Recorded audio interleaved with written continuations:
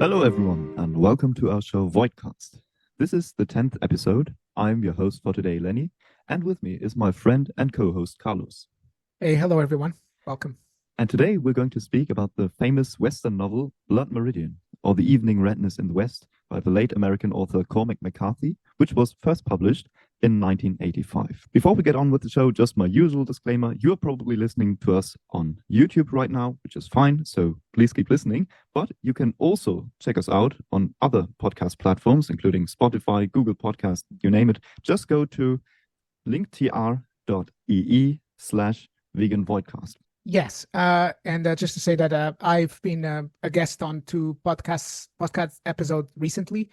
The podcast is called Enough of the Falafel, Vegan Week, and I've been on episodes 51 and episode 52.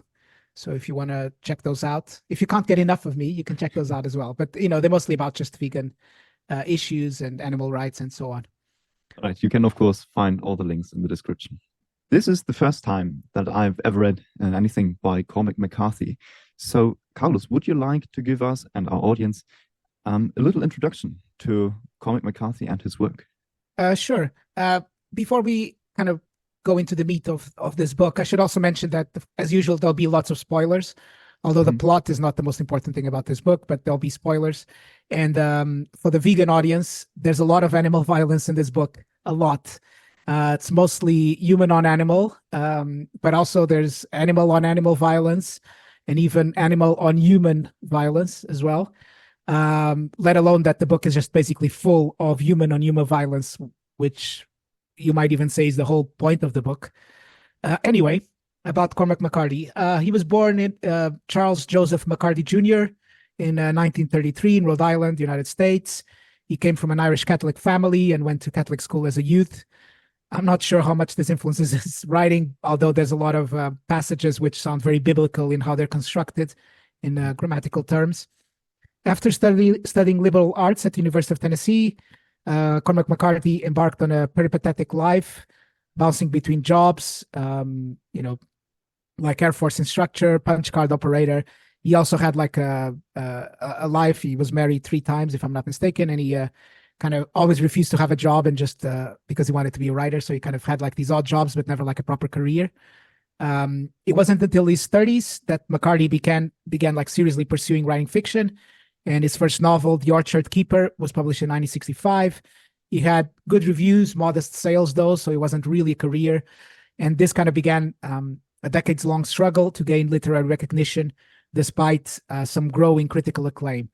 And then throughout the 70s and into the mid-80s, McCarthy kind of persevered. He was writing kind of dense metaphysical novels like Outer Dark, Child of God, Sutri, while living a fairly reclusive existence. And sometimes, working odd jobs here and there just to make ends meet in El Paso near the Mexico border. Then in 1985, at age 52, he published what many people consider his best book, Blood Meridian, which, as you will get from this episode, is shockingly brutal anti-Western. And it kind of represented a big shift in style for Cormac. While it wasn't like an immediate bestseller, it solidified his reputation as one of America's most important contemporary novelists.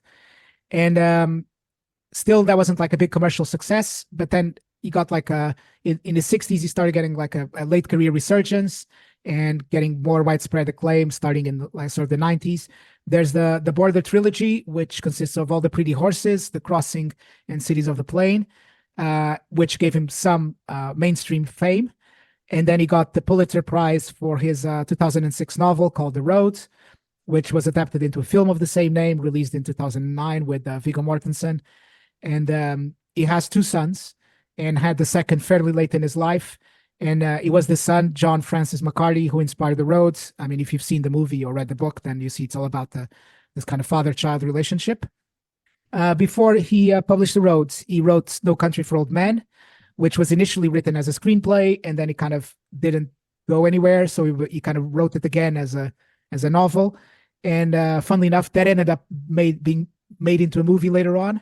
And this was a major commercial success and also critical success.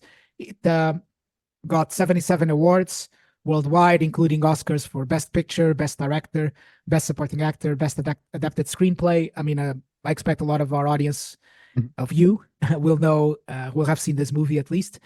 And as a reference to, sorry? I've actually seen that one before. It also has this really iconic villain character. Yeah, and Anton Chigurh, and he's a bit like, let's call him the villain from Blood Meridian, called Judge Holden. But Anton Chigurh is a lightweight compared to Judge Holden. Even though Cormac McCarthy wrote Anton Chigurh 20 years after he wrote Judge Holden, Anton Chigurh is like a light version, much more palatable version. Anyway, McCarthy worked until the very end, until, with his novel The Passenger, its companion Stella Maris, being published posthumously into 2022 and 2023, respectively. And he lived in Santa Fe, New Mexico, where he died at age 89 and 22. Literary critics solidified his legacy as one of the most significant and influential American novelists of his era. And these dark, very realistic depictions of violence and evil made him kind of a landmark voice, and kind of stripped away a lot of romantic notions about the West and this kind of American border with Mexico. Something else which I think is interesting is that he was bilingual. In fact, he lived not just very close to the border with Mexico, but also he lived in Spain for a while, and he was completely fluent in Spanish. And if you read a lot of his books, you'll see that there'll be lots of characters who are native Spanish speakers, and there's a lot of dialogue in Spanish which is not even translated. So you kind of need to try to make out what it is. I mean, I speak Spanish, but if you're reading like an English version of his books, the dialogue will still be in Spanish. Now back to Blood Meridian. It was published in 1985. Everybody I think it's universally considered his best book. Yeah.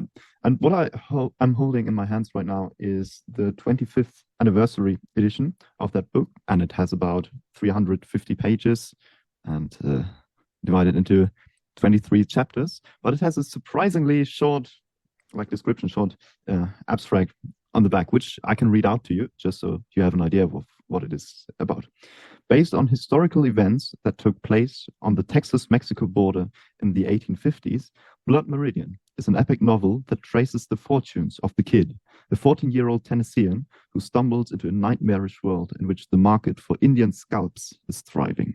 So just a couple of disclaimers. Carlos has already given you a few. There are lots of very graphic descriptions of violence and of gore.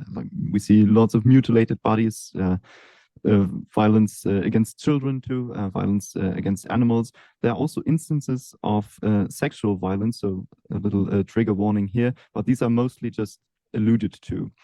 There's also a lot of politically incorrect language in that book, especially the N-word comes up a lot. And I would like to give a small apology to my fellow literature elitists, because I know that my ramblings can't and won't do this work of literature justice here.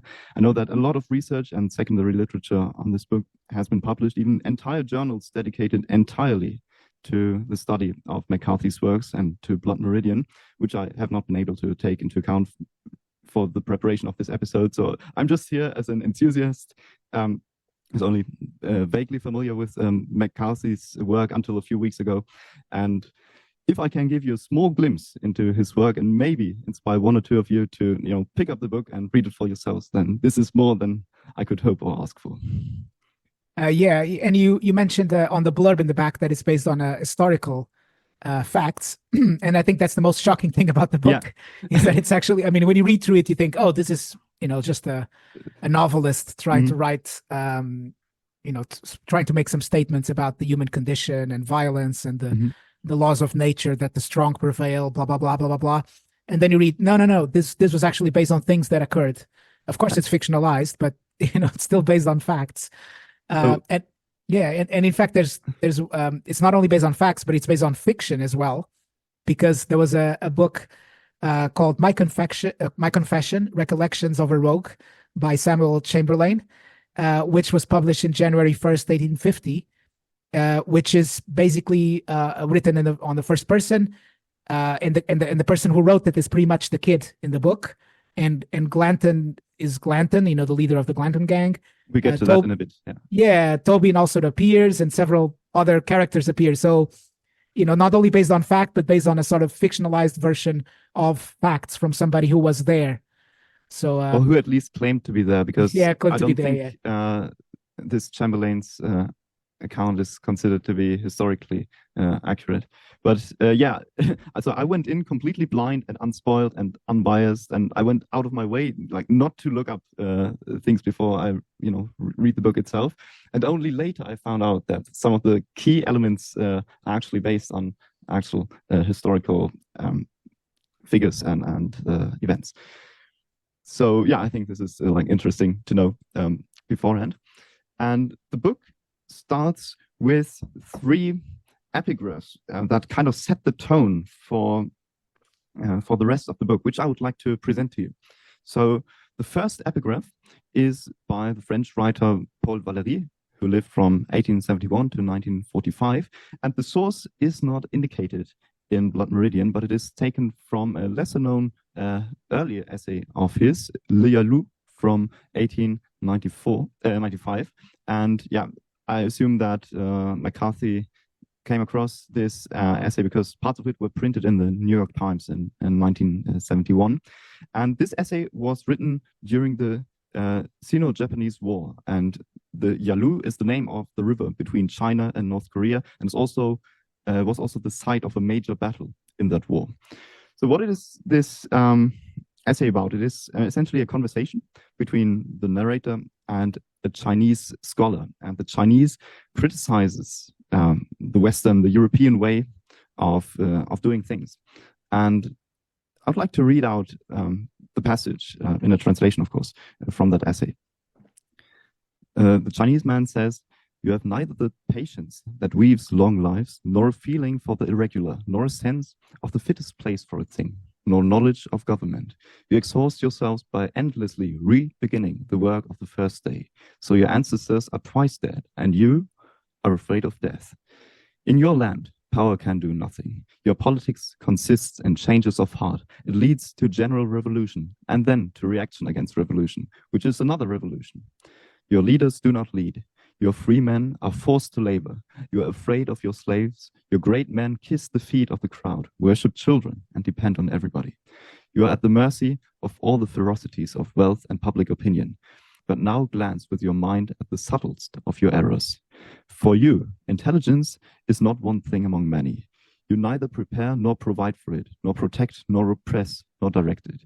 You worship it as if it were an omnipotent beast. Every day it devours everything. It would like to put an end to a new state of society every evening.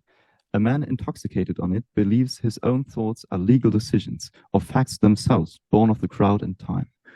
He confuses his quick changes of heart with the imperceptible variation of real forms and enduring beings. Within the duration of a flower, 1,000 desires have come and gone. 1,000 times you may have rejoiced at finding a flaw in the corolla. 1,000 corollas you thought more beautiful have colored the mind, then vanished. This is the law by which the intelligence despises law, and you encourage its violence. You are in love with intelligence until it frightens you. And now this bit is quoted in Blood Meridian. For your ideas are terrifying, and your hearts are faint. Your acts of pity and cruelty are absurd, committed with no calm, as if they were irresistible.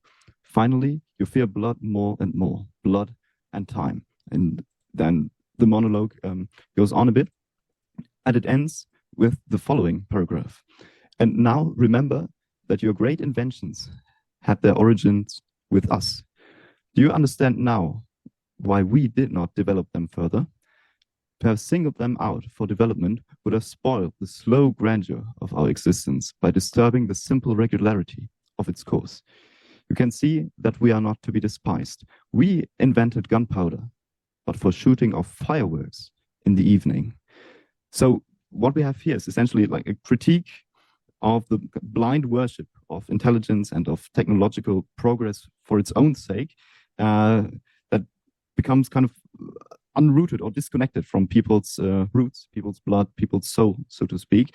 And in the novel, we'll also see what happens when you give, these state-of-the-art firearms to people who are savages at heart and very much disconnected from any kind of spirituality or any kind of civilization. Now, the second epigraph is a quote from the German philosopher and mystic of the 17th century, Jakob Böhme. And Jakob Böhme actually had a huge impact on German philosophy. He was even called the first German philosopher by Hegel. And also Schopenhauer admires and refers to Jakob Böhme several times in his work. And now this passage is taken from his 1620 work, von 6 theosophischen Punkten, or 6 theosophical points. This is chapter 9, section 13. And I'm going to read out a slightly different translation of that section, but at least it's the full section. And it reads, "And yet it is not to be thought that the life of darkness therefore sinks down into misery, that it would forget itself as if it were sorrowful. There is no sorrowing. But what with us on earth is sorrowing according to this property, is in the darkness power and joy according to the property of the darkness. For sorrowfulness is a thing that is swallowed up in death. But death and dying is the life of the darkness, just as anguish is the life of the poison. The greater the anguish becomes in the poison, the stronger becomes the poison life, as is to be seen in the external poison." So here we have this life of darkness that is kind of contrasted with human normal life on earth, and normal people would suffer immensely in that life of darkness. But there might be, perhaps you could call them demonic entities, perhaps even devils, who dwell entirely in that darkness, and they thrive and rejoice in the very same things that cause us humans what Böhme calls sorrowing and misery. And over the course of the novel, we'll make acquaintance perhaps with one of these entities. And the third one is actually taken from a newspaper called the Yuma Daily Sun from June 13, 1982. So not long before the novel was published. And the passage reads as follows. "Clark, who led last year's expedition to the Afar region of northern Ethiopia, and UC Berkeley colleague Tim D. White also said that a re-examination of a 300,000-year-old fossil skull found in the same region earlier showed evidence of having been scalped. And scalping is indeed a very central topic, central theme in the novel. It's an kind of portrayed as the ultimate act of violence. And this element of violence, even extreme violence, as we can see, is not just a feature of 19th century American outlaws, but is something that is inherent to human nature and is here with us to stay. And we'll surely talk about this later on as well.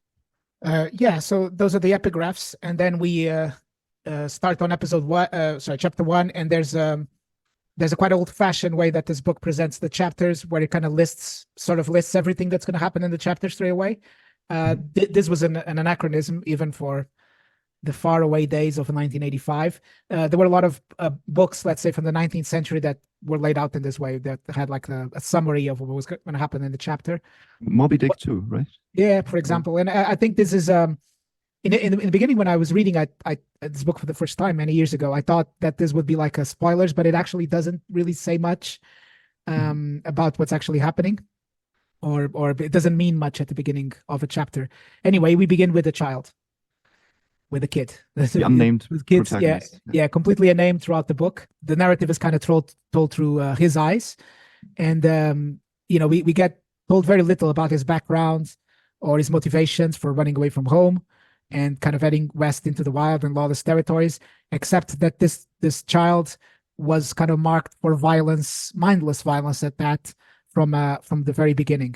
Yeah, let me just read out the beginning, the very beginning of the book, where we have a characterization of that child. "See the child. He is pale and thin. He wears a thin and ragged linen shirt. He stokes the scullery fire. Outside lie dark turned fields with rags of snow, and darker woods beyond that harbor yet a few lost wolves. His folk are known for hewers of wood and drawers of water, but in truth his father has been a schoolmaster. He lies in drink. He quotes from poets whose names are now lost. The boy crouches by the fire and watches him. Night of your birth, 33. The Leonids, they were called. God, how the stars did fall. I looked for blackness, holes in the heavens, the dipper stove. The mother dead these 14 years did incubate in her own bosom the creature who would carry her off. The father, the child does not know it. He has a sister in this world that he will not see again. He watches, pale and unwashed. He can neither read nor write, and in him broods already a taste for mindless violence. All history present in that visage, the child, the father of the man.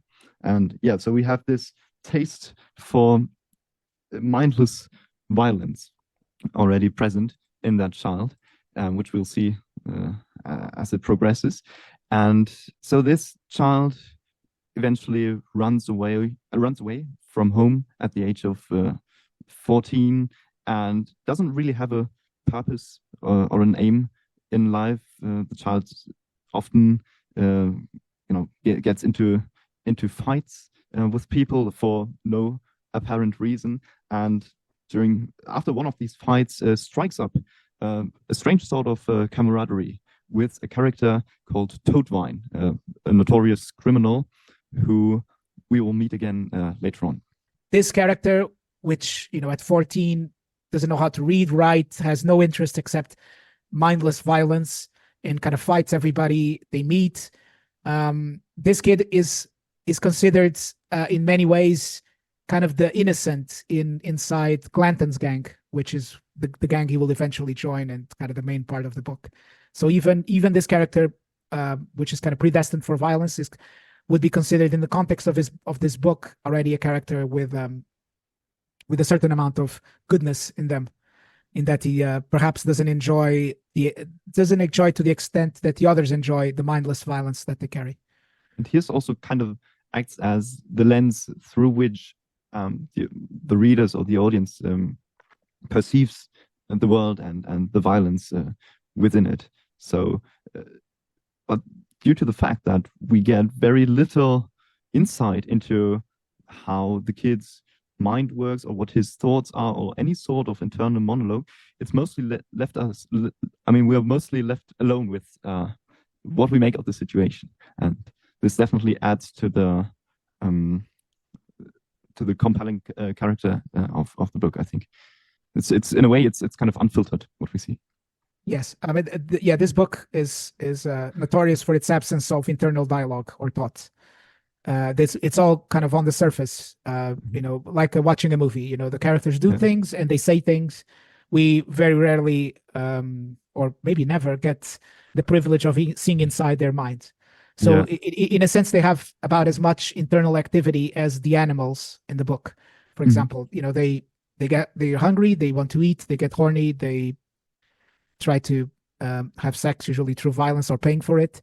They get cold, they seek shelter, they're shot at, they shoot back, they need money, they kill things to get money, and so on and so forth. They're very, and this kind of reflects on what Cormac McCarthy is trying to say about the nature of humanity, that humans are, just work on the basis of this sort of very basic animality, or trying to have needs and have those needs met in whatever fashion with no idea of morality to it. What I found particularly striking about the lack of internal monologue is that we don't really know how desensitized or how jaded the character actually is, or if there are things by which surprise even someone like him, Yes, he's mostly like an empty cipher, like a witness, but at no point does the kid, and later the man, as he appears later, does he seem to try to make sense of all the horrors that he's witnessed and taken part in. Although the only bit where I think you get a sense that that this was all too much for him was when the judge, which we'll talk about in a minute, the judge seems to begrudge the fact that the kid didn't fully get into the violence as much as the other members of the gang. Almost like, he kind of, in many ways, he kind of stood back from some of it. But, I mean, there's one part in the book where the kid, there are quite a few men who are wounded in the Glanton gang, and they kind of draw straws to see who's going to stay back and execute those men so they're not caught and then tortured. and so they're killed quickly. And the kid does draw one of the short straws, and then he can't bring himself to kill one of his colleagues. That's about it, I think, off the top of my head. But yeah, we'll get to these events and these points in the plot as we move along. So here we have the kid who's kind of wandering around aimlessly, working odd jobs at times, but at one point he meets an old hermit, a hermit who used to be a slaver and now lives in some sort of cave. And now they have an interesting dialogue, which I would like to read out to you. So the old man, the hermit, swung his head back and forth. The way of the transgressor is hard. God made this world, but he didn't make it to suit everybody, did he? I don't believe he much had me in mind. Aye, said the old man. But where does a man come by his notions? What worlds he's seen that he liked better? I can think of better places and better ways. Can you make it be? No. No, it's a mystery. A man's at odds to know his mind, cause his mind is odd he has to know it with. He can know his heart, but he don't want to. Rightly so. Best not to look in there. It ain't the heart of a creature that is bound in the way that God has set for it. You can find meanness in the least of creatures. But when God made man, the devil was at his elbow. A creature that can do anything. Make a machine, and a machine to make the machine. And evil that can run itself 1,000 years. No need to tend it. You believe that? I don't know. Believe that. So definitely one of the most interesting passages in the book. So what are your thoughts on this, Carlos? Yeah, this pretty much sets in, it's another reminder of the themes of the book. That there's evil in all of the creatures on Earth. Pretty much the Earth that appears in this book is one that was not made for pleasure, but instead for kind of constant suffering and torture and evil to happen. And even though evil can appear in the least of creatures, but when God made man, or the man is like the supreme being in terms of not just dominating other animals, but also in terms of its evil. And its capacity for evil. Yes. And also we had just been talking about the fact that the book has no mention of feelings or thoughts. And this passage says exactly that. He can know his heart, but he don't want to. Best not to look in there, which is exactly what the book does. It doesn't even look into the hearts of men. It just shows the actions of men. Yeah. And I mean, if we take a look at the stories and the movies and the books that we covered previously on this channel, these were mostly about people, of course, flawed people who were trapped in some sort of tragic predicament. But now what this story brings to the discussion is, as we said, this notion of evil and man's capacity for evil, and perhaps even its necessity. So also this kind of self-perpetuating evil that has kind of spun out of control is something that we will see in a very concrete and very graphic fashion later on in the novel. This is only just the beginning. The kid is then, after like a few instances of violence, is eventually recruited by Captain White and his group of filibusters. So these are people who kind of do these unauthorized military expeditions into territory, even after kind of the American-Mexican War is already over, but they still, do these expeditions in order to, win territory or simply to plunder. And this Captain White seems to be on some sort of imperialistic mission even. But this expedition does not last very long, and very soon this group finds itself in an ambush. And Carlos, would you like to read out that passage? Yeah, and the reason I'm reading out this passage, there's a reason for it, not just because I actually like the way it's written as a writer myself. It's because evil, you might think at this point that this being a novel written by an American white man, you might be getting something along the lines of, look at how horrible the Western expansion was, and these atrocities that the white people committed against Native Americans, and so on and so forth. But pretty much this ambush just kind of formalizes what has been said earlier about that that evil is part of men, and it's not just a part of a specific type of men, or European settlers in the American continent. Anyway, so they get ambushed by a group of Comanches, and this paragraph is very well known and very quoted, and I'll start. A legion of horribles, hundreds in number, half naked or clad in costumes or biblical or wardrobed out of a fever dream, with the skins of animals and silk finery and pieces of uniform still tracked with the blood of prior owners, coats of slain dragoons, frogged and braided cavalry jackets, one in a stovepipe hat and one with an umbrella, and one in white stockings and a blood-stained wedding veil, and some in headgear or crane feathers or rawhide helmets that bore the horns of bull or buffalo, and one in a pigeon-tailed coat worn backwards and otherwise naked, and one in the armor of a Spanish conquistador, the breastplate and pauldrons deeply dented with old blows of mace or saber, done in another country by men whose very bones were dust, and many with their braids spliced up with the hair of other beasts, until they trail upon the ground, and their horses' ears and tails worked with bits of brightly colored cloth, and one whose horse's whole head was painted crimson red, in all the horsemen's faces gaudy and grotesque, with daubings like a company of mounted clowns, death hilarious, all howling in a barbarous tongue, and riding down upon them like a horde from a hell more horrible yet than the brimstone land of Christian reckoning, screeching and yammering and clotted in smoke, like those vaporous beings in regions beyond, right knowing where the eye wanders and the lip jerks and drools. So this, sorry for the reading like that, but there's barely any punctuation. It's all commas, no full stops. It's a very rich paragraph, but what it shows is that, for example, this legion of Comanches, they killed soldiers, sure, where they talk about the coats of slain dragoons and cavalry jackets, but they've also killed civilians. They killed, they have a blood stain, a wedding veil.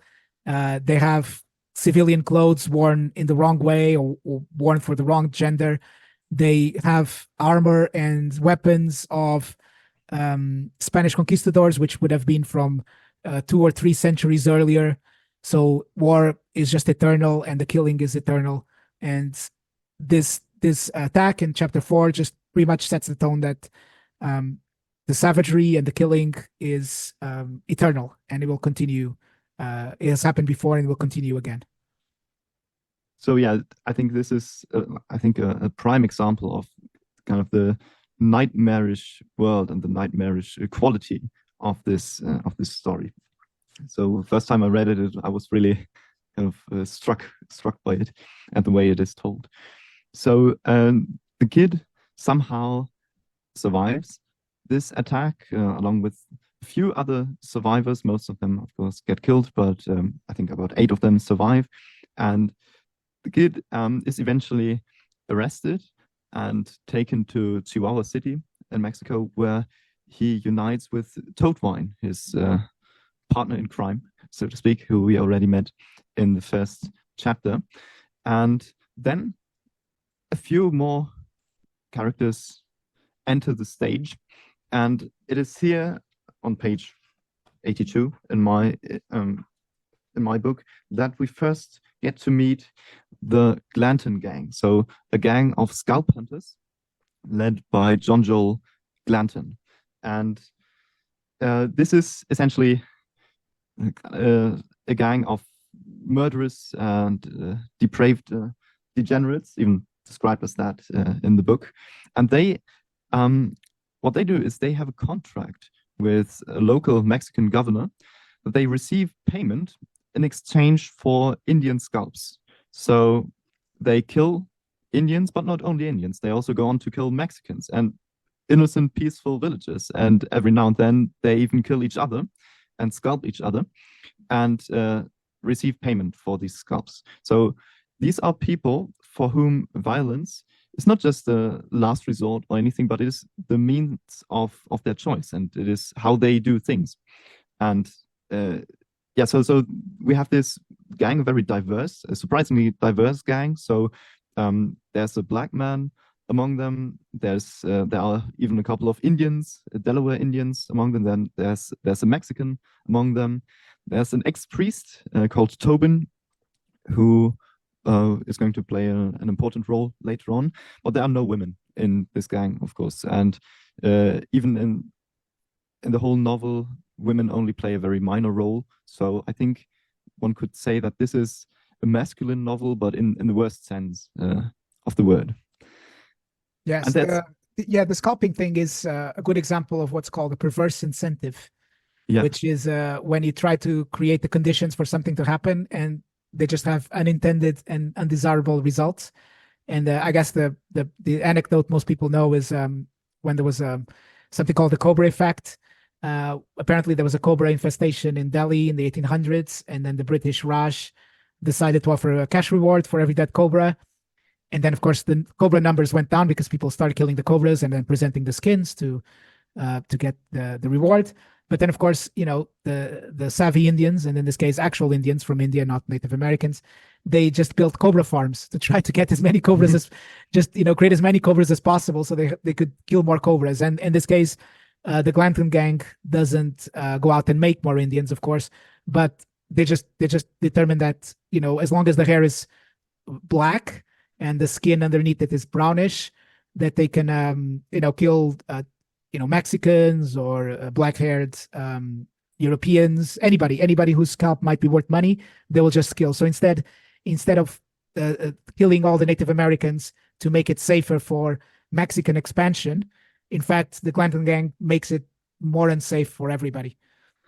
Yeah, and as we see, the gang frequently gets into trouble with basically anyone they meet, including local authorities. So these contracts that they have with these local governors at some point are no longer valid, and they have to move on and simply go to the next small town where kind of the word of their crimes has not arrived yet. And they do the same thing over and over again. And even once they run out of financial rewards for what they do, they still continue killing and scalping, because this is just what they're used to doing and how they do things. And there's one character who sticks out a bit from the rest of the crew, and this is the infamous Judge Holden, who Carlos mentioned earlier. And he sticks out because he is unusually tall. Like, he's described as a massive guy, a giant. He is unusually pale, and he's completely bald in the sense that there's no hair on his body from head to toe. But at the same time, he's also extremely skilled at basically everything he does, at every task he does, and definitely someone very, very unusual. And he is already introduced in the first chapter, where we see him kind of separate from the rest of the gang. And I think this really gives us a good impression of the kind of character that we are dealing with here. The first time we meet him, there's a tent revival going on, and it has been raining outside for 2 weeks straight. And so this kind of sets the tone, very kind of apocalyptic tone already. And the priest, Reverend Green, is holding a sermon. And then something happens. Do you want to read, Carlos? Yes. So all of a sudden, this man appears, and this is how he's described. An enormous man, dressed in an oilcloth slicker, had entered the tent and removed his hat. He was bald as a stone, and he had no trace of beard, and he had no brows to his eyes, nor lashes to them. He was close on to 7 feet in height, and he stood smoking a cigar, even in his nomadic house of God. And he seemed to have removed his hat only to chase the rain from it, for now he put it on again. And then there's a part about what goes on, and it talks about his face. His face was serene and strangely childlike. His hands were small. He held them out. And then what the Reverend does is he takes over this congregation, and says that the Reverend Green has sexual congress with goats and is a pedophile, etc., etc. And he's such a good speaker. In fact, as you learn through the book, Judge Holden is exceptional at everything he does, including public speaking, and that the people that were previously enraptured by the words of Reverend Green, they kind of turn against him, and there's a big commotion and a big fight, and then the whole tent comes down. The judge ducks out or disappears. They find him later at the bar and ask him about where how he had met the Reverend before, and the Reverend says, "Well, I've never met the man."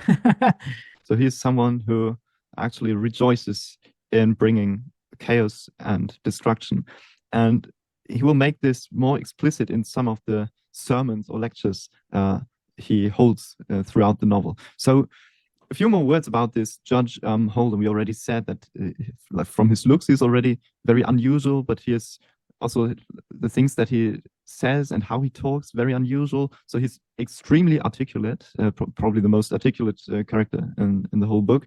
He speaks a variety of languages, and this alone, I think, makes him stick out from the rest of the characters, because much of what they say essentially amounts to, I'm going to shoot that son of a bitch. But he is very, very articulate, and he is also kind of a master manipulator. So he knows how to impress people with his lectures. He knows how to intimidate people. He knows how to charm people, and he always gets what he wants. He always comes out on top. Doesn't matter if he's in the middle of a crowded town or if he's completely naked in the desert. He always comes out on top, and he's always smiling like someone who knows he is winning and who acts like, like if he were the master of the world and the whole world belonged to him. So this alone, I think, gives him something that is very eerie about him, something that is even a bit superhuman. And this kind of supernatural eeriness is even expanded later on in the novel, especially when we learn a bit more about his worldview and about the role that he plays and has always played in like shaping history. And this makes him perhaps one of the most intriguing, one of the most terrifying villains in literature, at least as far as I am aware. And when people call him kind of the main antagonist of the story, I think I'm not sure if I can agree with that characterization, because we see that most, or at least much of the time, kind of is on the same side as the kid. They're part of the same gang and do things together, but only later it becomes clear that he is a kind of antagonistic force, so to speak.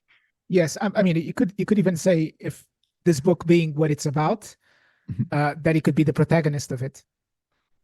Yeah. So when you, at least that's how I felt when I read the book, that descriptions of the judge and what he does and says are by far the most interesting yes things. And on my I've read this book 3 times, and I never kind of looked into the historical sources, but I was really surprised doing research for this episode when I found out that the judge actually appears on Chamberlain's book, the sort of autobiographical, maybe a bit fictionalized, but the judge is actually in that book, which I was really surprised.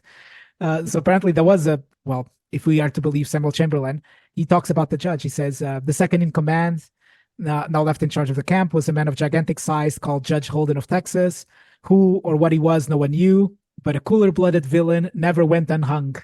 He stood 6 feet 6, so not 7 feet, but close, in his moccasins, had a large fleshy frame, a dull tallow-colored face, destitute of hair and all expression, although I think the destitute of hair just means that he was shaven, not that he was bald. His desires was blood and women, and terrible stories were circulated in camp of horrid crimes committed by him when bearing another name in the Cherokee Nation in Texas. And before we left Fronteras, a little girl of 10 years was found in the chaparral, foully violated and murdered. The mark of a huge hand on her little throat pointed him out as a ravisher, as no other man had such a hand. But though all suspected, no one charged him with a crime. And then you think, okay, there was a Judge Holden in the 1850s in Texas with the Glanton gang, and he was the second in command. Okay, he was very big and a rapist and a murderer. But it doesn't end there. Chamberlain then goes on to say, Holden was by far the best educated man in northern Mexico. He conversed with all in their own language, spoke in several Indian lingos, and a fandango would take the harp or guitar from the hands of musicians and charm all with his wonderful performance and outwaltz any poblano of the ball. So this is like the one in Blood Meridian, where he's an incredible fiddle player, an incredible dancer, can speak all the language. And then Chamberlain continues, he was plumb center with rifle or revolver, a daring horseman, acquainted with the nature of all the strange plants and their botanical names, great in geology and mineralogy, in short, another admirable Crichton. And this is a reference to a 16th century Scottish polymath called James Crichton. And he was also a coward, which is sort of like the judge as well. Not that he, Chamberlain says, not that he possessed enough courage to fight Indian Mexicans or anyone where he had the advantage in strength, skill, and weapons, but where the combat would be equal, he would avoid it if possible. And it's interesting. And he also didn't get along with Chamberlain, who's supposed to be the kid in the Blood Meridian. And when I read this, I couldn't believe that the judge was also based on somebody who quite possibly existed. The most unlikely figure to be found in northern Mexico in the 19th century, I would say.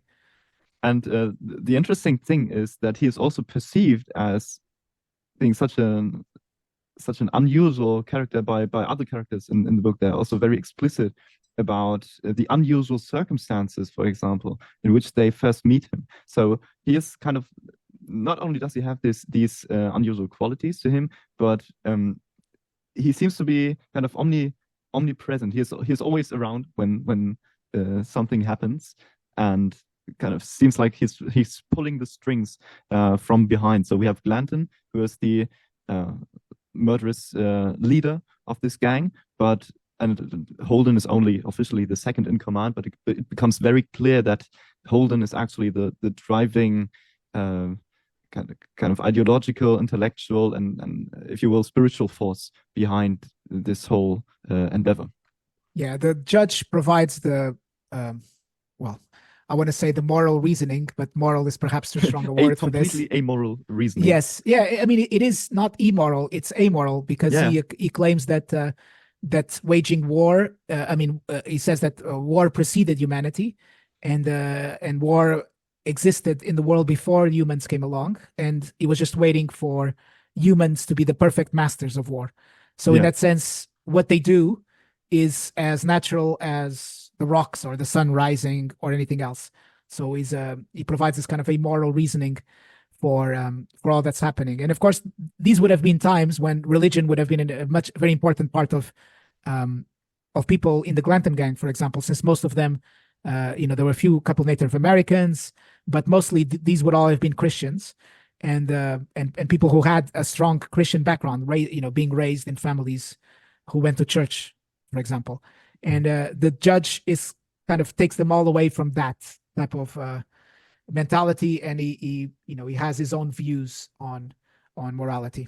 Let's call it that. So now we have met Glanton and his gang. We have met Judge Holden again, and Toadvine, a fellow, like the kid's partner in crime and fellow prisoner, strikes a deal with this gang of scalp hunters, and Toadvine himself, the kid, and a few others join this gang, and this is where kind of the actual carnage really starts to unfold. So they essentially travel, we see them.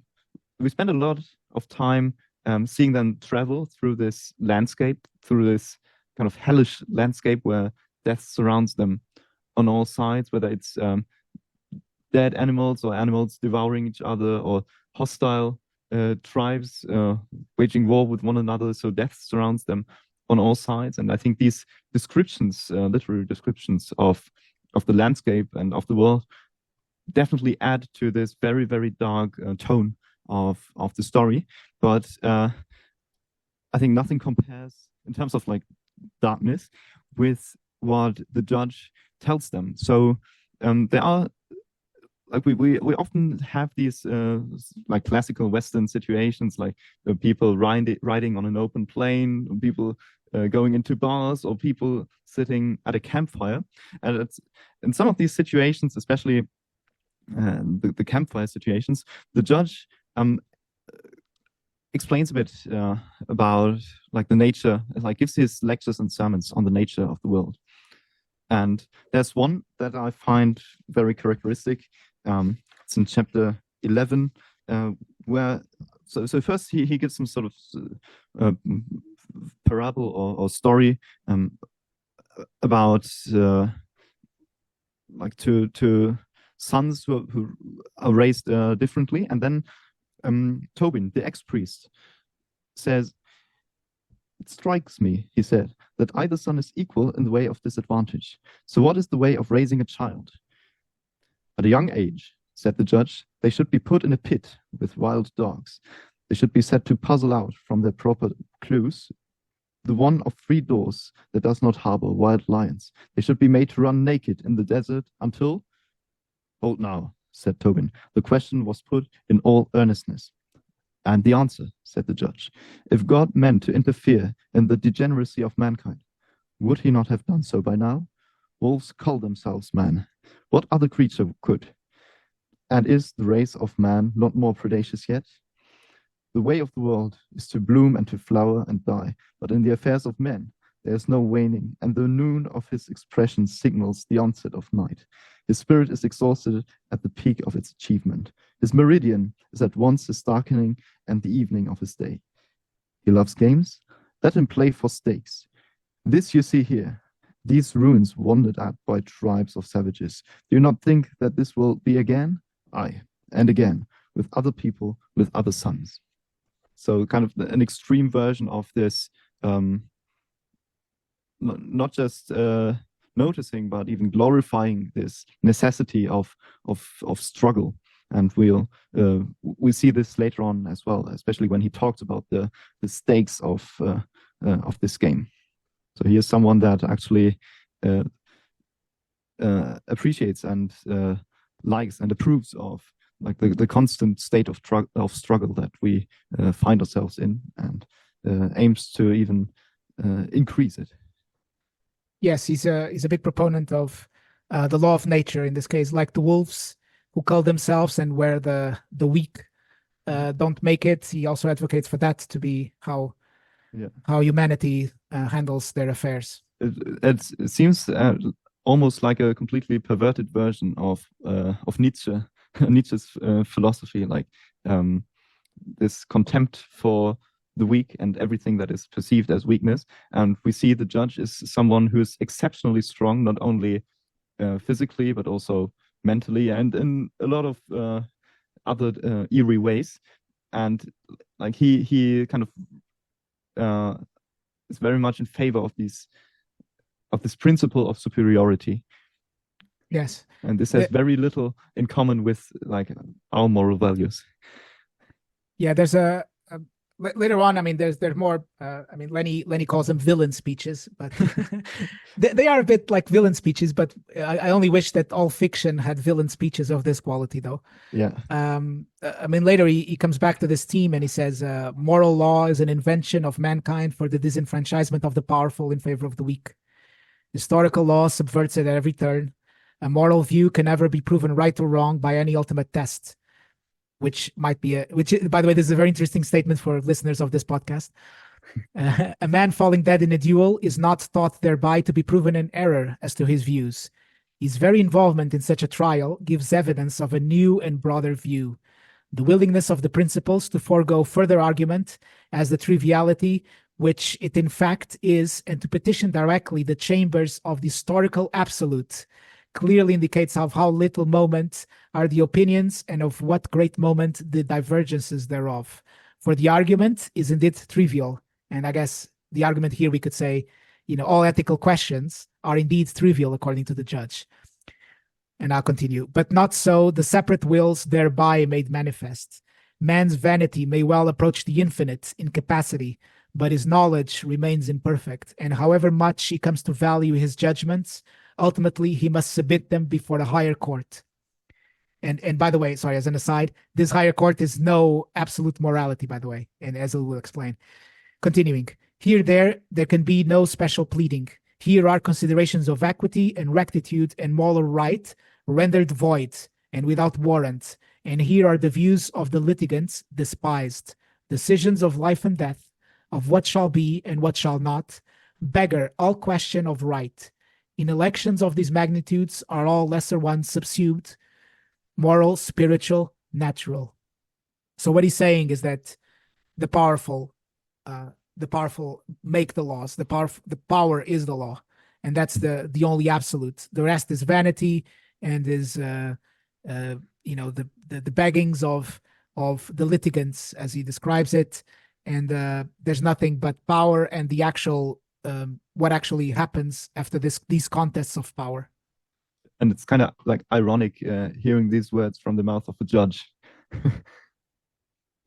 Yes, and in the end, further on, the Glanton gang themselves, they meet an opponent that's more powerful than them, and surely enough, they get destroyed. So, okay, so they rampage across Mexico, taking the scalps and making their presence more and more obnoxious and becoming more and more hated by the minute. And they fall into trouble. Several members of the Glanton gang are killed and attacked, and sooner they've got pretty much the detachment of the Mexican army on their tail, and they become that which they hunted before, which and bounties are placed on their own heads now. Yes, but curiously, there's a few people who disappear, but mostly they stick together. They continue doing what they're doing. It's almost like they've become addicted to this vicious cycle of violence and kind of drinking and shooting and sexual violence and so on and so forth, until it too consumes them. Yeah, and interestingly enough, like it would appear that this gang is completely like devoid of any moral values that they stick to. Like they even kill each other over like trivial things, like people who they've worked with for years. But every now and then there's like it seems like there are certain principles that they do value. For example, if you desert from the gang, then this is something they get very, very angry at and will hunt you down. And a few more instances that I found quite striking is that initially not just we, but also the author characterized them as like a bunch of degenerates. But every now and then we can see like small glimpses of a more gentle or more human, for lack of a better word, traits in these characters too. For example, when Glanton has a dog that he cares about, so he's seen like attacking, massacring a whole village, and then but what happened to my dog, for example? Or at one point they take an Indian orphan boy with them, and this is a passage that I would like to read out to you. So it says, on the third night, they crouched in the keep of old walls of slumped mud, with the fires of the enemy not a mile distant on the desert.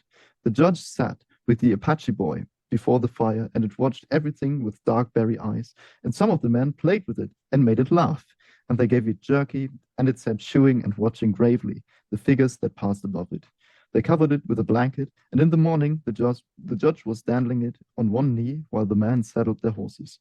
Toadvine saw him with the child as he passed with his saddle, but when he came back 10 minutes later, leading his horse, the child was dead, and the judge had scalped it.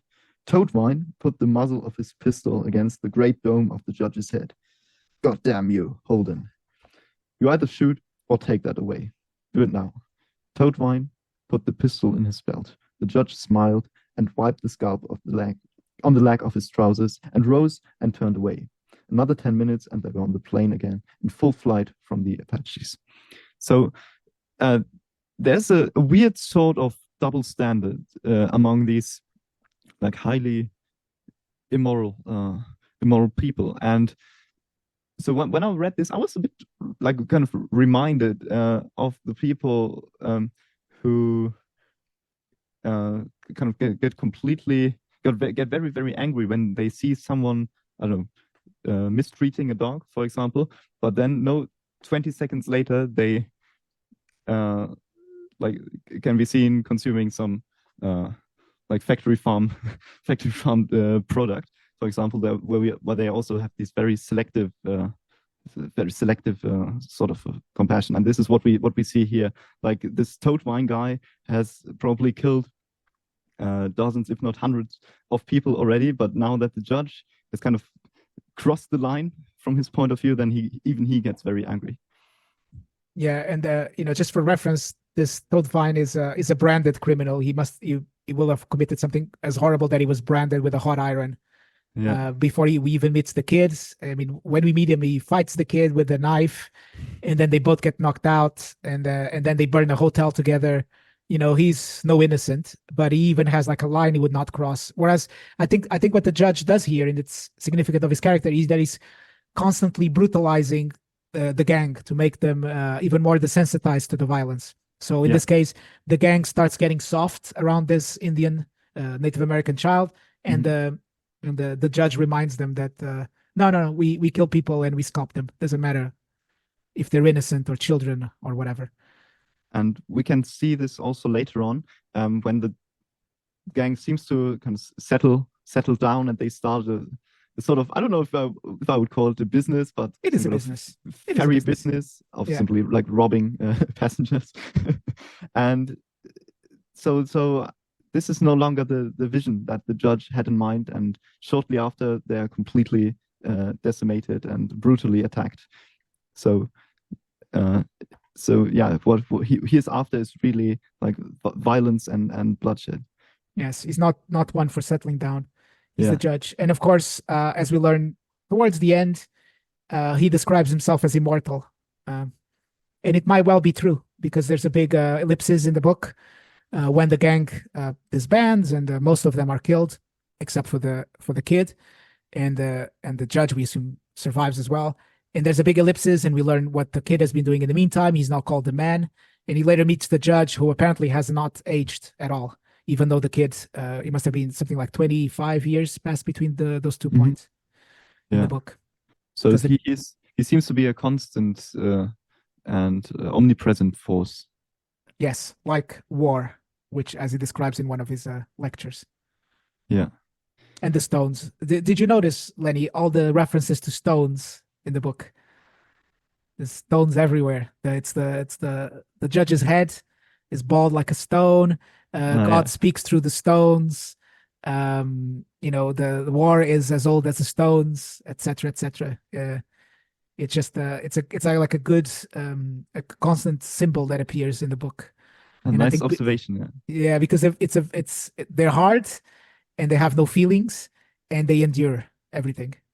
But again, it must be said that the whole book is kind of crammed, packed with symbols and allegories. So it's a highly kind of poetic language that the author uses, with lots of references to works of literature, including, as we said, Moby Dick, Paradise Lost, and the Bible itself. So this is a feeling that when I read the book, that it is not just about like what a bunch of random people do in a random period in the Old West, but it almost seems like there's something greater being told here. Like this is a narrative that focuses on a very specific and limited part of history, but still manages to put in a lot of like kind of universal insights, or at least it feels that way. And it is precisely because of the kind of biblical, sometimes biblical tone of the book and the way it is told. Well, eventually the man who used to be the kid, in his travels, shortly after he had killed a child, pretty much in a shootout, the man meets the judge in a town known for its prostitution. And surely enough, the judge is there, because the judge seems to be everywhere, and you can never go too long without meeting him. And of course, the judge they recognize each other. Of course, the judge is impossible not to recognize, but the judge recognizes the kid, even though the kid is like in his mid-40s these days. And then they have a conversation about what's transpired with the Glanton gang in some ways, but more about where they're headed and an impression of all that happened. And here the kid defies the judge, and says to the judge that he's nothing, in the same way that nobody else is nothing. There's nothing special about him, which of course the judge acknowledges because that aligns with his philosophy. But then I guess the judge is not finished with the chaos he wants to cause with the Glanton gang, and in this case, the last survivor of the gang. So anyway, the kid tries, or the man in this case, tries to acquit himself from all the sins or all the bad things he's done when he was part of the Glanton gang, but the judge kind of brings him back to it, and he says, where is Glanton and Brown? Where's the priest? Where is Shelby, who you left to the mercies of Elias in the desert? Where is State, who you abandoned in the mountains? Where are the ladies? The fair and tender ladies with whom you danced at the governor's ball, when you were a hero anointed with the blood of the enemies of the republic you'd elected to defend? Where's the fiddler? Where at the dance? These are all things that the judge asks the man about his previous action. And then the kid asks him, I guess you can tell me. And the judge replies, I tell you this, as war becomes dishonored and its nobility called into question, those honorable men who recognize the sanctity of blood will become excluded from the dance, which is the warrior's right, and thereby will the dance become a false dance, and the dancers false dancers. And yet there will be one there always who is a true dancer. And can you guess who that might be? You ain't nothing. You speak truer than you know, but I will tell you, only that man who has offered up himself entire to the blood of war, who has been to the floor of the pit and seen horror in the round, and learned at last that it speaks to his inmost heart, only that man can dance. Even a dumb animal can dance. The judge set the bottle on the bar. Hear me, man, he said. There is room on the stage for one beast and one alone. All others are destined for a night that is eternal and without name. One by one, they will step down into the darkness before the footlamps. Bears that dance, bears that don't. And this concludes, I guess, the, let's call it, philosophical part of the book, where the judge kind of once again expresses that he's the one warrior, the warrior who fights for the sake of war itself, not for money or prestige or anything else. He fights for the blood itself. And the kid, in this case the man, has been found wanting because he participated in all these things, but he never fully committed to war. So that sort of concludes the plot of the novel, without spoiling the very, very end of it. But this period in the American history is drawing to a close. American, I guess, Mexican history as well, as the two countries are interlinked, especially at this part of the border. And then there's an epilogue, which is not clear how far into the future it's about. And in this epilogue, it's written in a different style in many ways, and it's italics, at least in my version. And in this epilogue, there's a man who kind of goes around on the plains, and he's making holes in the ground. In this part, depending on who you read their interpretation, they'll have different interpretations. I will give my interpretation. So my interpretation at this man making these regular holes in the ground, he's laying the foundations for rail tracks, and the bringing of the rail into this previously savage part of America, the American continent, means that progress is coming. So the time of men like Glanton and the judge has run to a close, and that this kind of civilization that has no use for this kind of violence and men is coming. And this sort of progress kind of is casting aside what we saw in the rest of the book, where there was savagery, and there was this place where anything could happen in terms of violence and letting go of morality and so forth. There's this set of rules, and the state is coming towards this part. That's my interpretation. Other people interpret it in different ways. So it's a rather optimistic interpretation. I mean, sure enough, there was enough violence after the rail came as well, as the Native Americans were forced into reservations, and the genocide against them continued. But certainly the time for men like the judge is past with the coming of the rail. I mean, the novel is quite critical of the notion of progress and even civilization itself, as opposed to supposedly savage people, because we see that the actual savages, the actual violence, or at least the most extreme forms of violence, comes from from the Americans in Mexico, so from the Glanton gang specifically. And I think this kind of turns on its head the notion that over time man has actually achieved some considerable progress, especially if we take into account the what's said in the epigraphs, that violence is an inherent part to human nature, and cannot be easily conquered, and certainly not through technological progress. And if anything, maybe this railway will usher in a new era of new violence. Yes, I agree with that. I agree with that part. I will just say that I'll stick with my interpretation in the sense that the kind of lawless times where the Glanton gang could rampage for years without being caught and brought to justice are over. Yeah, in fact, they're ultimately what gets to them is not the judge, but the Mexican state in a way. Yeah. Although I think their demise has been alluded to already earlier in the novel. Like we often see these fortune tellers and so forth. So it doesn't come as a surprise. They were always meant to end that way. At least that's the feeling I got when reading the novel. Yeah, I agree. As you were probably able to tell, this novel is not specifically about antinatalism or kind of the creation ethics aspect of it, but I think that's good, considering that we're kind of seeing antinatalism undergoing sort of the definition change at the moment anyway. So this is kind of old school and more broader pessimistic outlook on life that is presented here, and I hope that it resonates, or at least that you are able to appreciate that bit.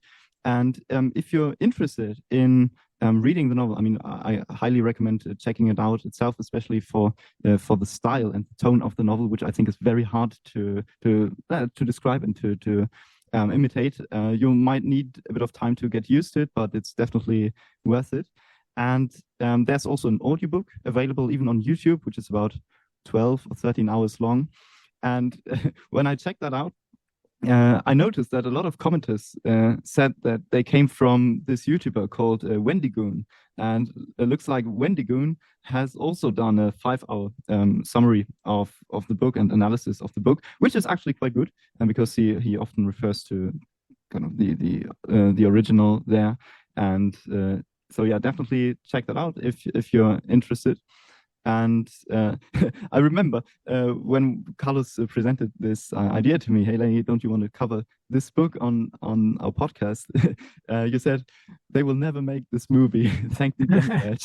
So there were several unsuccessful attempts at like turning this story into a movie, like even with names like Tommy Lee Jones and Ridley Scott and James Franco attached to it, but this never came to fruition.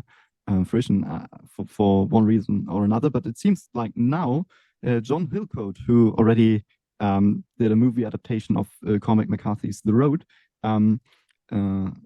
seems to be involved in such a production. And Cormac McCarthy, shortly before his death, was even set to be involved in the production too. So yeah, we can stay excited for that one and see if they find a good actor to play the role of the judge. Oh, they're gonna have to use CGI, I think, at some point. He's so unusual. Anyway, I did say nobody will make it, but I think the reason nobody would make it is that it would. There's a lot in it. There's a lot. I don't know about the commercial potential of this book, of this as a movie. But we'll see. People have said that this story is unfilmable, and I am inclined to agree. I mean, there's of course this aspect of violence and like really like brutal and dark violence, which might not be suitable for a format like this. But on the other hand, there's this tone, this very dark and kind of ominous and at times biblical tone, which I think might be difficult to portray on the screen. But we'll see how it goes, and we'll keep you updated. Yeah, well, thanks for listening. If you end up reading the book or listening to the audiobook, then please send us your thoughts. And your interpretation, of course. Looking forward to discussing it with you. And as always, if you have any suggestions, feel free to leave a comment or write us an email or reach out to us. Always looking forward to hearing your feedback and your suggestions, especially now that we are kind of almost approaching the anniversary of the podcast. I mean, it's not like we as antinatalists are used to celebrating anniversaries. But if you have any ideas, I mean, we've got a lot of things to cover in upcoming episodes, but if there's anything that you would like, anything in particular that you would like to cover us, then feel free to let us know. Thanks very much for listening. Thank you.